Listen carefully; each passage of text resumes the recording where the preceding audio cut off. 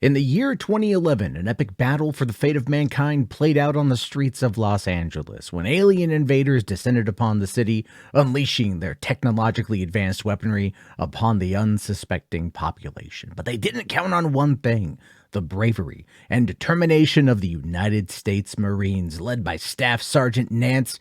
Battle Los Angeles is a pulse-pounding military science fiction action film that will leave you on the edge of your seat from start to finish. Are you ready to join the fight for humanity? Let's dive in to Battle Los Angeles on this episode of Podio Commentary. Hi, my name is Matt Jarbo. Welcome back to another episode of Podio Commentary. And on this episode, we are going to be diving into Battle Los Angeles. This is a movie that I'm actually really happy to be talking about. I've always enjoyed this film. I saw it when it came out in theaters back in 2011. And it's always just kind of sat in the back of my mind as a movie that didn't really get a lot of love, but it wasn't anywhere near as bad as I think some people made it out to be. So as I was prepping the month of January to talk about movies, this one popped up on Netflix, and I thought to myself, you know what? Why not?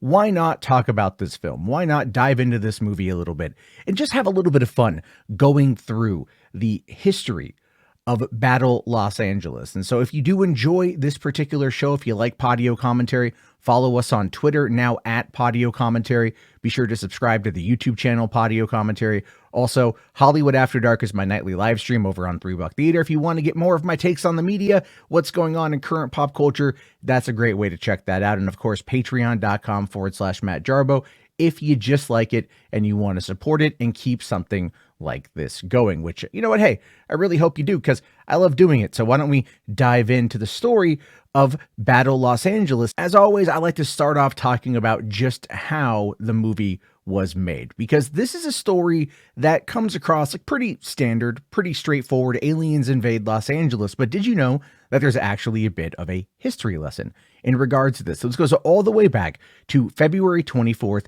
1942, when an anti-aircraft barrage of more than 1,400 rounds was launched at what was thought to be a Japanese aerial attack on Los Angeles.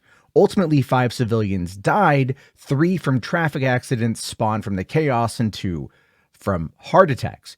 But there was nothing else there. Like, literally nothing else. What they were firing at, if they were firing at anything, nearly 100 years later, or now 80 years later actually, still remains an utter mystery. There are theories. However, these theories include balloons, like weather balloons, UFOs, birds, or just Los Angelinos being absolutely jittery on the edge of their seat because Pearl Harbor was fresh in their memory. And what was even fresher was actually the day before, when a Japanese submarine torpedoed a Santa Barbara oil field, which is about 90 miles north of Los Angeles. So you can understand why people back in 1942 were a little bit on the on-edge side. And so this is kind of what the basis for what Battle Los Angeles was kind of created around. I mean, the movie itself also has gone through different monikers. You might know it as Battle LA. Sometimes they call it like World Invasion, Battle Los Angeles. That's more of the international title. But really what we know about the movie is going back to April 4th, 2008. It was announced that Columbia Pictures had actually optioned a script from a generally unknown writer named Christopher Bertolini. It was called Battle Los Angeles, written by him, and his only screenplay previous to this was The General's Daughter from 1999. Yeah, I'm talking about the the John Travolta movie from back in 99. That one, that was the only thing this guy has written before then. But the good thing here is that the movie was produced by Neil H. Moritz, who you definitely know from the Fast and Furious franchise. That was until he was kicked off of the franchise during the whole Hobbs and Shaw situation. But don't worry, Neil Moritz is doing pretty good right now, as he has gone on to produce The Boys and the Sonic the Hedgehog films. So if you like those things, it's pretty cool. But when he came on to work on this movie, he had already produced things like Click with Adam Sandler. That was actually really good. Gridiron Gang, which had done pretty well. Evan Almighty. And of course, I Am Legend. This is just something that he was drawn to because it was a story of one Marine's platoon that encountered this alien invasion in LA. And it's just kind of a unique concept. In fact, Morris expresses his enthusiasm in a quote by saying, "I love the idea. I love the script. I like it all. We're going to be in production within 6 months. What's attractive to me is that this is a huge event movie that can be done at a modest scale. The idea for it being something like Cloverfield with more minor character focus, but with an epic story. Whereas Cloverfield was very point of view handheld, Battle LA would stick to more traditional camera work." I mean, if you watch the movie, I don't quite know outside of like Saving Private Ryan or Black Hawk Down or anything like that would really qualify as traditional camera work. I had actually a lot of trouble watching some of the action scenes in the way that it was edited together. Cloverfield put it to shame for how Matt Reeves was able to direct all of that shaky cam and still make it really pretty. Here, there were some clear issues with it, but ultimately, I think it worked out okay. So after Moritz came on board and they signed it and they wanted to make this thing a movie, they decided that they needed a director, as all these things do. So it was at this point that they had gone out and found Jonathan Liebesman, a South African director who at the time was really only known for directing 2 films. That'd be Darkness Falls and Texas Chainsaw Massacre: The Beginning. Here's the thing with Darkness Falls. I know this movie initially from its original title, which was called The Tooth Fairy. In fact, at Comic-Con, I want to say 2001, 2002, I think it might have been 2002, I actually went to the panel for this movie and saw the trailer and all that jazz. It wasn't until the movie came out that they changed the name. The movie is not great. There's actually it's not terrible either, but it's not great. And then, of course, Texas Chainsaw Massacre: The Beginning is one that I've heard a lot about. I've personally never seen, but I was aware of who Jonathan Liebesman was because of his work later on the TMNT movie. Not the sequel, not Out of the Shadows, but the first one, which I thought was okay. But when he found out about this movie, he really wanted the job. So he actually went out and he shot his own promo in order to try to get Sony on board to come on and support it. So he followed what he had seen happen from his fellow South African filmmaker friend Neil Blomkamp, what he did with the Halo short films before that led into District 9. And if you recall what happened with that, Neil Blomkamp had actually gone out and shot a couple of short films. There was Tetraval and there was Alive in Joburg. Alive in Joburg was the basis for what District 9 turned into. Tetraval was more like Chappie's origins. Take that for what you will. But really what it was, and then even with the Halo stuff, when Blomkamp was signed on, he had gone out and he had shot a bunch of these little short films that kind of just wanted to give an idea of how chaotic and combative his movie was going to be. And that's effectively what Liebesman wanted to do. So he kind of put together this little promo video, showed it to Sony, and Sony was like, all right, cool, man, let's see what you got. So they actually gave him some money. And then he and Aaron Eckhart went around and spent a day shooting stuff around Los Angeles, mostly with Aaron Eckhart kind of running around and diving and just kind of hiding behind cars and making it look very kind of gritty and in your face. Like, you know, they're encountering an unseen enemy. That's basically how I interpreted what I'd read about that. But hey, listen, Sony was pretty impressed with it, and as a result of that, it resulted in him getting the gig. Battle Los Angeles was intended to be a realistic and immersive depiction of an alien invasion similar to a war film. Liebesman drew inspiration from real-life military footage and, of course, films like Black Hawk Down and Saving Private Ryan to create a documentary-style film. The movie, I don't know if I'd say documentary-style film. There's a lot of handheld, a lot of shaky cam. It works in a lot of the instances. I do feel that sometimes some of the combat sequences, it gets a little bit too, like in tight quarter situations, the first ambush scene, which we'll talk about, that was a little bit difficult. But of course, the assault on the bridge and at the end of the movie, I thought worked out real well because it was a lot more open and they could actually like see everything. But the film ultimately was shot, like I said, kind of in standard format, intercutting footage from 3 different cameras. It wasn't intended at all to be overly gory. In fact, they don't really have any blood in the movie whatsoever. That was one of the things I thought was a little bit interesting. was because you're watching this and it's like dudes are getting shot. They're getting shot and there's like no blood. The aliens don't even really have blood. They have like liquid or it looks like oil. And that's really about it, because they did this because they wanted to focus more on suspense and the action and draw the audience further into the story, which I will admit, as the movie progresses, I think they did a pretty decent job with that once the movie got out of its own way. The film's screenwriter, Christopher Bertolini, it did include elements of humor and suspense in addition to action to enhance the dramatic impact of the film. The actors brought their own personalities and improvisations to their roles, adding more depth and authenticity to the characters.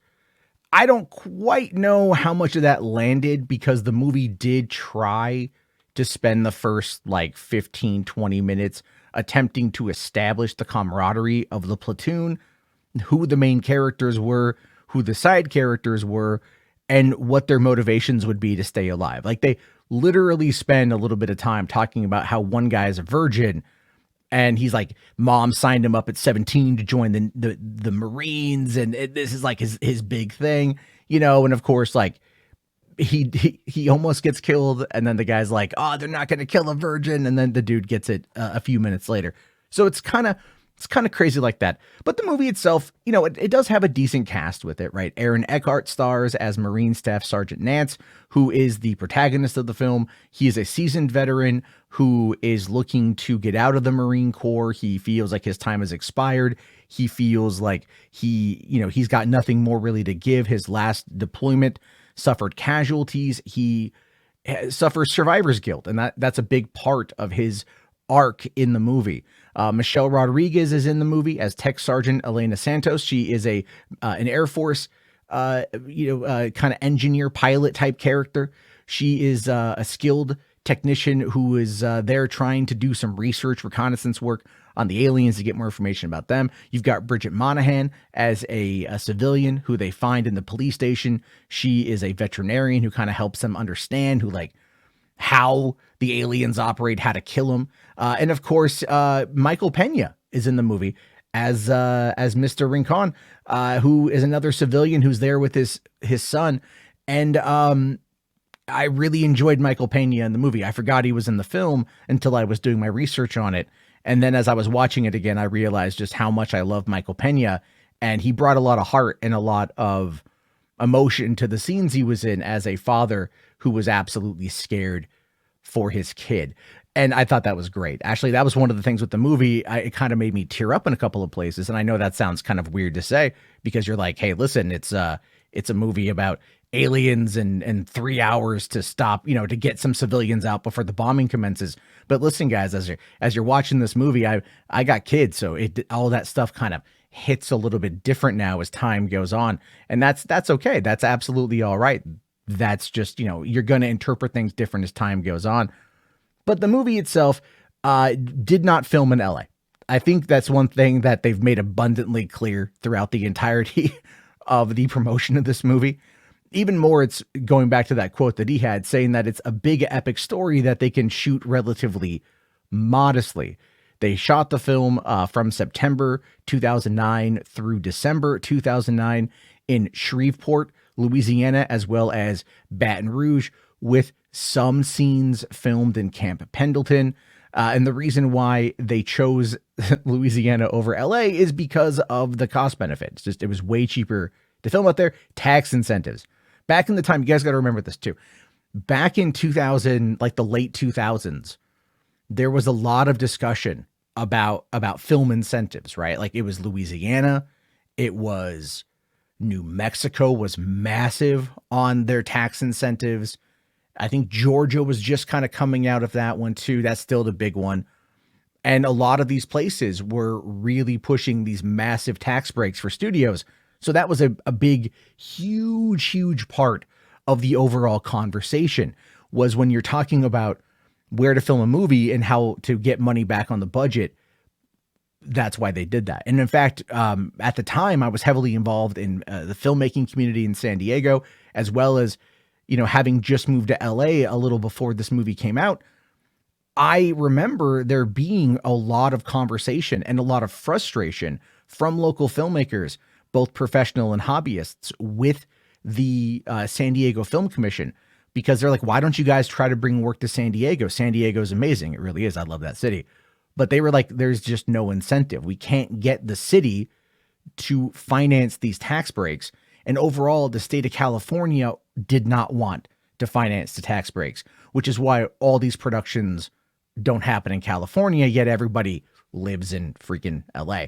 So it's again, it was kind of caught during that time when they went through all of this. So I thought that was really fascinating, just as part of like the history side of things. But that's okay. That's generally how the movie was made. So why don't we talk about the plot a little bit? The movie starts off very much trying to establish, like I said, Black Hawk Down, Saving Private Ryan, very in-your-face war movie. It starts off, you start seeing everything getting blown up. You don't quite know what's going on. You see the Marines all scrambling, trying to get in to the battle, and they want you to know that some crazy stuff is coming. And then, of course, it cuts back to like a few hours beforehand, where we start to introduce ourselves to the characters. You're getting to know Aaron Eckhart, getting to know his backstory, the other characters in the platoon and their backstory. And then from there, it goes right into the battle. No, it's the day before. My bad. It's the day before. And from there, like I said, they go into it. They have 3 hours to get into Santa Monica in order to get to a police station to extract people. It's a very simple, very straightforward story, but they don't know the enemy that they're up against. What I thought was really interesting was when you start talking about the budget, you can tell during the invasion scenes that there really was a lot of issue with the budget. Like the CG didn't look that great. It looked pretty cheap. There's a shot when they first start seeing the enemies, the aliens come out of the ocean and like in Santa Monica, and like there's a news reporter. It's clearly shot on green screen. It is clearly, all being done very cheaply. And the company that did the visual effects, actually, there's a little bit of that with them the further we get into this whole story. But they did it. They did it super cheap. And it looks like it, and it kind of takes you out of it. Like the first 20, 30 minutes of the movie really aren't the greatest, because they are trying to establish the conflict, the characters, the motivation to move them from point A to point B, or really act 1 to act 2. Once we get into act 2 and they're on the ground in Santa Monica and they're making their way a couple clicks north to get to the police station and they have their first encounter with the aliens, I really enjoyed that, because as they're fighting with these aliens, they can't see anything, right? They simply cannot see anything. They are very low visibility because of all the smoke, because of all the destruction. And it worked out real well for establishing like the fog of war in a very literal sense. And then as they start to encounter these guys, they're pumping lead into them. They're just bap, bap, bap, bap, bap. They're pumping lead into these aliens, and they're not really going down. They're hard to kill. And these guys are just getting wounded and eviscerated left and right. And of course, from there, they kind of get off the street. They move into this ambush scenario. And I thought, to me, that was very similar to like the scene in the shower scene in The Rock, when all the Marines or the Navy SEALs get taken out by the terrorists and whatnot. It was very reminiscent of that, because as I was watching this movie, I was kind of like texting with some people a little bit about it. And I'm just like, oh my God, I forgot how heavily influenced by Michael Bay and Michael Bay's kind of camera work this particular, the scene is. And I know, that he had referenced Black Hawk Down and Saving Private Ryan, but I just feel like, Ridley Scott and Steven Spielberg were way more talented to convey that kind of action in a way that is not only frenetic, but violent, bombastic, and way more visually appealing, because you can understand it. Shaky cam can go either way depending on how skilled the director of photography is. And I think in this particular case, we kind of ran into some problems. But, once they get past that scene and they're still trying to make their way to the police station and everything else, you start getting a feel for the characters, especially the new commander, and how he is like, he's green. He's wet behind the ears. He's trying to lead the team. There's a lot of that, like, we're Marines, we don't back down sort of thing. And again, I used to live in San Diego, so I know a lot of Marines, and that over-the-top bravado is something that they beat into you, quite literally in some cases.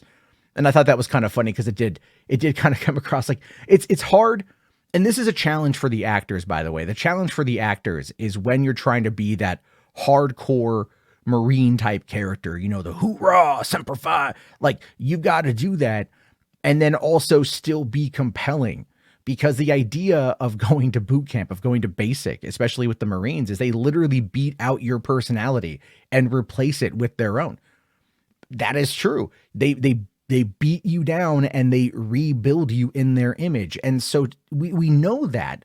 And I'm not like criticizing that, but I mean, like, for the actors to then try to bring in their own personality after the fact while still maintaining this like tight, cohesive unit situation, I think was they did a pretty good job once they started taking out a lot of the bad guys. Once they started taking out a lot of the enemies and they were kind of whittling themselves down to the core main team, right? So like Nantz and Imlay and Lockett and Harris, Santos, once they get introduced to Michelle Rodriguez's character.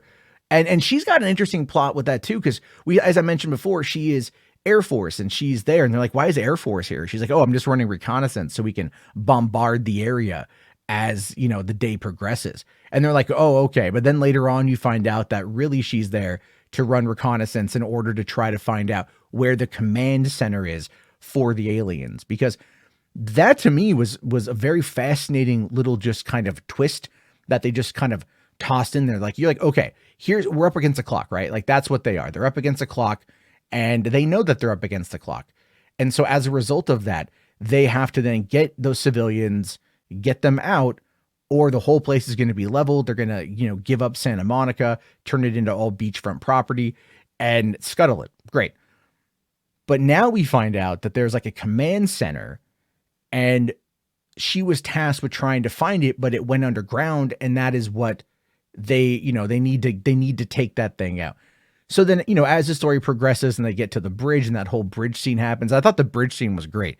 This again is where they just kind of like take out the vast majority of who's left, right? All of the unnecessary characters, like, oh, that guy was from Jersey. He could jack cars. Oh, he got killed, you know, and you're just kind of like, I don't really care. Like, I know you're supposed to care.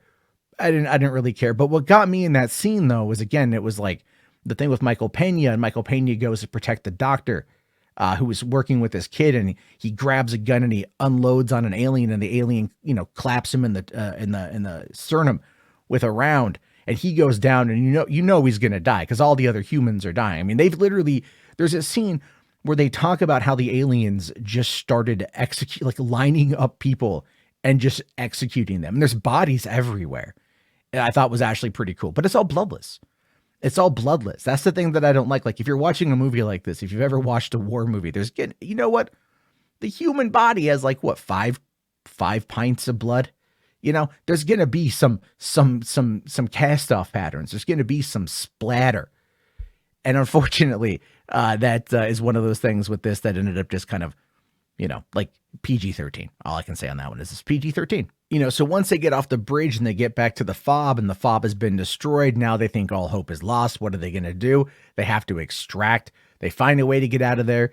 They do this great action scene where they race through the city, and, you know, Aaron Eckhart's basically got a 50 cal just mowing these effers down, like, you know, and we're getting a nice little action scene on that one. And they get everybody out on the chopper, and you think, oh, it's all great. It's all good. There's still a half hour left of the movie at this point. And I'm like, oh, I forgot that they're going to find the command center, the underground command center. And there's actually a line about that too. There's a couple little lines of dialogue that just kind of sneak their way in there that really do kind of establish what's going to happen later on. There's a line where they talk about how the aliens are siphoning off our water, using it to repower them. And the media talks about how they are going to like reroute the sewage lines to pump more water into the underground of Los Angeles, right? And you're like, oh, well, if they power themselves up with water and they're rerouting the sewer line to go into the water, something clearly is going to be happening there. So they establish it, they give you the foreshadowing, they give you all that, and you're like, okay, cool. But again, it's just a line of dialogue you can place in the back of your brain. but it's done in a way that's so deliberate that it's like, that's going to come up later on. It's like when they shoot a panning shot of a city and they focus on one building or something, like, that's going to be the end of the movie, right? Well, in this particular case, they get down there, they go underground, they find that you've got, this is where the enemy is. They go to fight the enemy, and the final battle, really only like one of their guys dies. And it's the guy with PTSD, which I think is really kind of interesting because he's the one guy that's like going to a therapist, going to see a shrink. He's not on active duty yet. He's got PTSD. They don't say from what, but he's working on it. And then like his final act is like, I'll go up there, I'll make the call, I'm gonna save the day. Like, it's him overcoming his PTSD, and overcoming his own fear. And I get that. It wasn't really something that they lingered on, but going back to the beginning of the movie, like, this was his arc, obviously. And I'm like, okay. And then he ends up dying like Barry Pepper and Saving Private Ryan, same concept. Like, he calls in the jets, and then that alerts the enemies, and then the enemies blow up the tower he's in, very similar to when Barry Pepper's at the end of the movie and he's sniping and the tank just takes out the tower. It's not the most like original concept. Like I said, they pulled from a lot of movies. And that was a cool scene nonetheless, because he did sacrifice himself, but you're also like, saw it coming, not even a big deal. And then the other thing that I found to be the most ridiculous was they have the drones that are protecting like the command center, which was actually pretty cool. But then they've got Edwards Air Force Base fires off these rockets, and they're using the laser to guide them to the command center. And they're using the aliens are using the drones to deflect the rockets, which is actually pretty smart. And then like Aaron Eckhart's like yells at Michelle Rodriguez, like, take out the drone. And she grabs this like rocket launcher and just like aims it and fires a shot and takes it out. The thing is coming at full force, not even at her, but just like around. She takes it out. They take out the command center. And then of course now all of the aerial, the aerial support that the aliens have all gone. They all crash, kind of like how in War of the Worlds, they all get the cold, they all get the coof, then they all die. And then just comes in the cleanup team. Now the military goes in to do more cleanup and stuff. And that's where the movie generally ends. And you're like, okay, cool. Like it's an interesting movie. It's a little bit, it's like 2 hours long. It's fun to watch. The first 20, 30 minutes could have been trimmed a little bit, I think. And I'm not the only one that says that, actually. Let's talk about the critical response to the movie. So Rotten Tomatoes has given the film 37% based off of 212 reviews, with an average of about 4.9 out of 10. The general consensus reads, overlong and overly burdened with war movie cliches, Battle Los Angeles will only entertain the most ardent action junkies, which I would, at this point, probably consider myself on that front. Audiences, on the other hand, only gave it a B on CinemaScore, which I get. Metacritic gave the film a 37 out of 100 based on 35 critics, indicating generally unfavorable reviews, which I think that's a little bit harsh. I do think it's a little bit harsh. Roger Ebert, on the other hand, who he did tear into this movie. He really did. He actually wrote this lengthy review calling the movie noisy, violent, ugly, and stupid, and giving the film a mere half-star rating, which again, I don't fully agree with, because I feel like it's better than a half star, but it requires you to, I think, really truly understand what it is you're watching.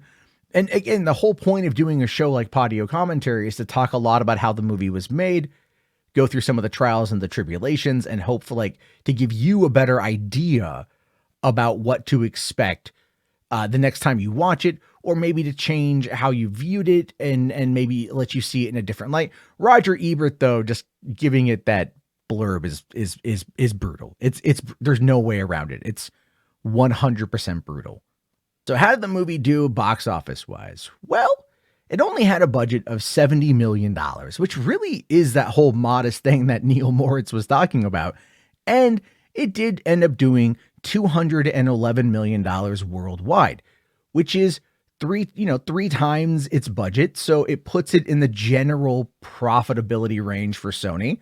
We do know that the total estimated domestic video sales, according to thenumbers.com, is 30,689,275. And this, of course, doesn't bring in 4K releases. This is actually one of the first movies to have been upscaled and released on 4K home video.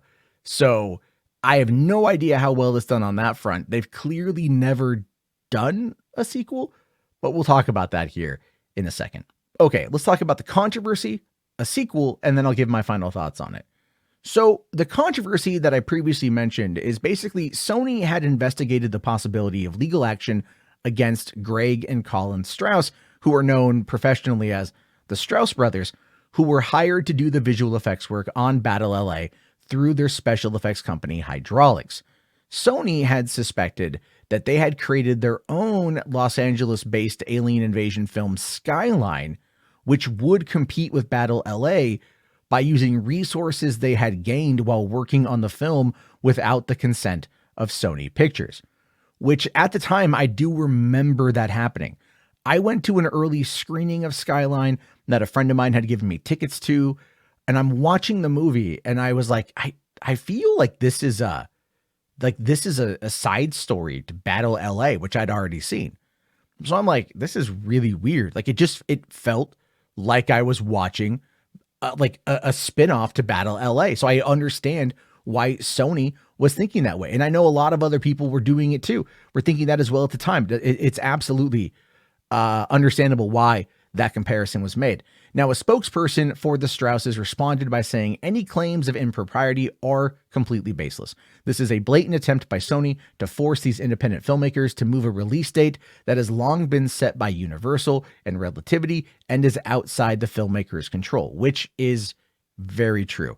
Now, did Universal decide at this particular point in time that they wanted to push this movie out there in order to make it, kind of run alongside Battle LA to maybe play off some of that hype? Oh, dude, 100%. Like, you will not change my mind on that, period. Point blank, full stop. Like, that's exactly what I think went down. I think it went down like that, though, because that's what Hollywood does. We've seen this where you have like Deep Impact and Armageddon coming out right around the same time. Volcano and Dante's Peak right around the same time. Bug's Life and Ants. There's numerous examples of Hollywood pushing the same kind of movie through multiple iterations at the same time, generally in order to, I think, kind of confuse the movie going public.